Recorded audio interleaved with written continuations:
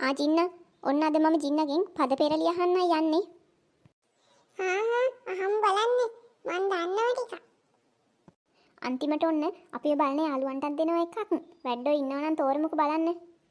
එහෙනම් යාළුවනේ අපිව subscribe කරලා තියාගන්න කියලා ආදරෙන් මතක් කරනවා. ගහිල ඉමට යම්මනෙකොට ගලු පහ යට උනි තාරා. ඉහළ ගමට මයි යනකොට පළු ගහ යට තනි ඌරා. ජින්න හරි.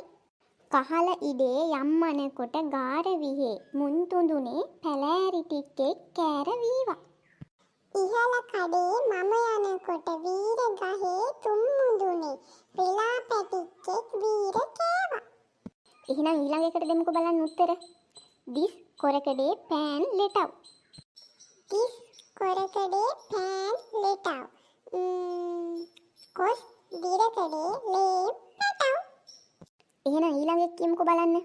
නැංචි පුන්දගේ කංචි පුඩේ යම්මනකොට මාරවීම කල් පොඩනවා. පුංචි නැන්දගේ පුංචි කඩේ මං යනකොට වීර මාමා පොල් කඩනවා. හරි ජින්න ඔක්කොම කිව්වනේ.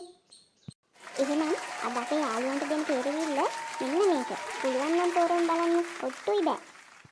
ආරු සෙත්තෙන් ආරු සෙත්තට කොටි ඇකුලා ඌරුමන. වැඩ ඉන්නවා නම් පුළුවන් නම් දෙමුකෝ බලන්න උත්තරේ. එහෙනම් අපි අදට යනවා. සුබ දවසක්.